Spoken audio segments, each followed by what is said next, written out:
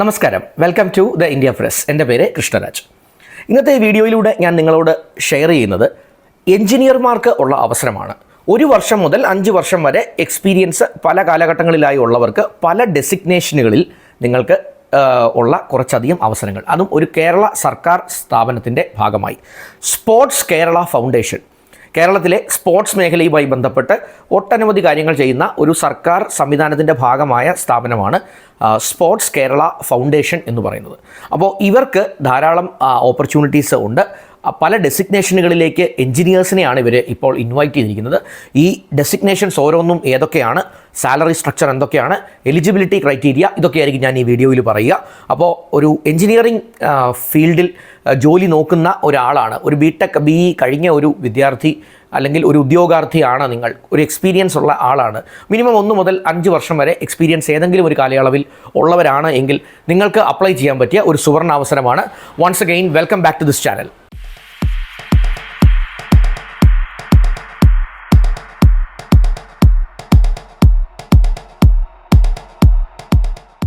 ഇതിനകത്ത് ആദ്യത്തെ അവസരം അസിസ്റ്റൻറ്റ് എക്സിക്യൂട്ടീവ് എഞ്ചിനീയർ എന്ന് പറഞ്ഞ പൊസിഷനിലേക്കാണ്. അത് ഇലക്ട്രിക്കൽ എഞ്ചിനീയറിംഗിൽ എക്സ്പീരിയൻസ് ഉള്ള ഒരു സീനിയർ പൊസിഷനാണ് എന്ന് മനസ്സിലാക്കാം. അതായത് 5 വർഷം വരെ എക്സ്പീരിയൻസ് ഉള്ള ഇലക്ട്രിക്കൽ എഞ്ചിനീയറിംഗിൽ 5 വർഷം എക്സ്പീരിയൻസ് ഉള്ള ഒരാളായിരിക്കണം. BE അല്ലെങ്കിൽ BTech ഇൻ ഇലക്ട്രിക്കൽ എഞ്ചിനീയറിംഗ് ഉള്ള ഒരു ആളും ആയിരിക്കണം ഈ കറക്റ്റായിട്ടുള്ള കാൻഡിഡേറ്റ്. ഇതിനകത്ത് ഏറ്റവും വലിയ അഡ്വാൻറ്റേജ്, നിങ്ങൾക്ക് 60 വയസ്സ് വരെയുള്ളവർക്ക് അപ്ലൈ ചെയ്യാം. 60 ഇയേഴ്സ് വരെ ഇതിൻ്റെ ഏജ് ലിമിറ്റ് പറയുന്നുണ്ട്. 5 വർഷം എക്സ്പീരിയൻസ് ഉള്ള ആളായിരിക്കണം മിനിമം എന്ന് പറയുന്നുണ്ട്. 44,000 രൂപ ഇതിന് സാലറി സ്ട്രക്ചർ അവർ പറയുന്നുണ്ട്. രണ്ടാമത്തെ ഒരു ഡെസിഗ്നേഷൻ വരുന്നത് അസിസ്റ്റൻറ്റ് എഞ്ചിനീയർ എന്ന പൊസിഷനാണ്. അതും ഇലക്ട്രിക്കൽ പൊസിഷനാണ്. അപ്പോൾ ഇലക്ട്രിക്കൽ എഞ്ചിനീയറിംഗിൽ നിങ്ങൾക്ക് ഒരു എക്സ്പീരിയൻസ് ഉണ്ട്, ഒരു 3 വർഷത്തെ എക്സ്പീരിയൻസ് ഇലക്ട്രിക്കൽ എഞ്ചിനീയറിംഗിലുണ്ട്. അതും 40 വയസ്സിൽ താഴെയാണ് നിങ്ങളുടെ പ്രായം. ഈ 2 കേപ്പബിലിറ്റി നിങ്ങൾക്ക് അല്ലെങ്കിൽ ക്വാളിഫിക്കേഷൻ നിങ്ങൾക്ക് ഉണ്ട് എങ്കിൽ നിങ്ങൾക്ക് ഇതിലേക്ക് അപ്ലൈ ചെയ്യാം. ഇതിൻ്റെ സാലറി സ്ട്രക്ചർ 32,560 റുപ്പീസ് ആണ്, അല്ലെ 32,560 രൂപയാണ് ഇവരുടെ സ്റ്റാർട്ടിംഗ് പേ സ്കെയിൽ ഇവർ പറഞ്ഞിരിക്കുന്നത്. 40 വയസ്സ് കവിഞ്ഞവർക്ക് അപ്ലൈ ചെയ്യാൻ പറ്റില്ല. അതായത് 40 വയസ്സ് വരെ ഉള്ളവർക്ക് ഈ രണ്ടാമത്തെ തസ്തിക, അതായത് അസിസ്റ്റൻറ്റ് എഞ്ചിനീയർ ചെയ്യാം. ഇതും ഇലക്ട്രിക്കൽ പൊസിഷനാണ് എന്നുള്ള കാര്യം ഓർക്കുക.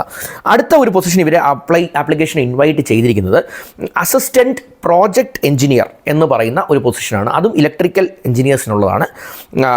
അപ്പോൾ അതിനകത്ത് ഏതാണ്ട് 21,175 21,175 റുപ്പീസാണ് അടിസ്ഥാന ശമ്പളം വരുന്നത്. ഇലക്ട്രിക്കൽ എഞ്ചിനീയറിംഗിൽ നിങ്ങൾക്കൊരു BTech ഉണ്ട് എങ്കിൽ നിങ്ങൾക്ക് അപ്ലൈ ചെയ്യാം. 2 വർഷത്തെ എക്സ്പീരിയൻസ് ആണ് അതിൽ ആവശ്യമുള്ളത്. ഇനി 2 വർഷത്തെ എക്സ്പീരിയൻസ് ഇല്ല എങ്കിൽ ഇലക്ട്രിക്കൽ എഞ്ചിനീയറിംഗിൽ ഒരു ഡിപ്ലോമയും 5 വർഷത്തെ പ്രവൃത്തി പരിചയമുള്ള ഒരാൾക്കും അപ്ലൈ ചെയ്യാം. ഓക്കെ, അപ്പോൾ അത് 40 വയസ്സാണ് അതിൻ്റെ എലിജിബിലിറ്റി ലിമിറ്റ് എന്നുള്ള കാര്യം ഓർക്കുക. അതായത് നിങ്ങൾക്ക് ഒരു ഡിപ്ലോമയാണ് ഉള്ളതെങ്കിൽ 5 വർഷത്തെ എക്സ്പീരിയൻസ് വേണം. അതേസമയം BTech ആണ് ഉള്ളത് എങ്കിൽ 2 വർഷത്തെ എക്സ്പീരിയൻസ് മതി ഈ അസിസ്റ്റൻറ്റ് പ്രോജക്റ്റ് എഞ്ചിനീയർ എന്നുള്ള ഡെസിഗ്നേഷനിലേക്ക്. അടുത്ത ഒരു ഡെസിഗ്നേഷൻ അസിസ്റ്റൻറ്റ് എഞ്ചിനീയർ സിവിൽ, അത് ഡിസൈൻ സ്പെഷ്യലൈസേഷനുള്ള ഒരു പൊസിഷനാണ്. അപ്പോൾ സിവിൽ മേഖലയിലുള്ള ഒരു അസിസ്റ്റൻറ്റ് എഞ്ചിനീയറെയാണ് അവർക്ക് ആവശ്യമുള്ളത്. അതിന് ശമ്പളം ഏതാണ്ട് 32,560 രൂപയാണ് ബേസിക് പേ അവർ പറയുന്നത്. അതിൽ BTech ഇൻ സിവിൽ എഞ്ചിനീയറിംഗ് ആയിരിക്കണം. അതിൽ കുറച്ച് ടെക്നോളജികളൊക്കെ അവർ അറിഞ്ഞിരിക്കണം എന്ന് പറയുന്നുണ്ട്. അതായത് AutoCAD പോലത്തെ കാര്യങ്ങൾ, 3D Max, ഫോട്ടോഷോപ്പ് പോലെയുള്ള ടെക്നോളജി അല്ലെങ്കിൽ സോഫ്റ്റ്വെയറുകളൊക്കെ ഉപയോഗിച്ചുള്ളൊരു പരിചയം വേണം. BTechൽ ഉള്ള ഒരു സിവിൽ എഞ്ചിനീയറിംഗും വേണം.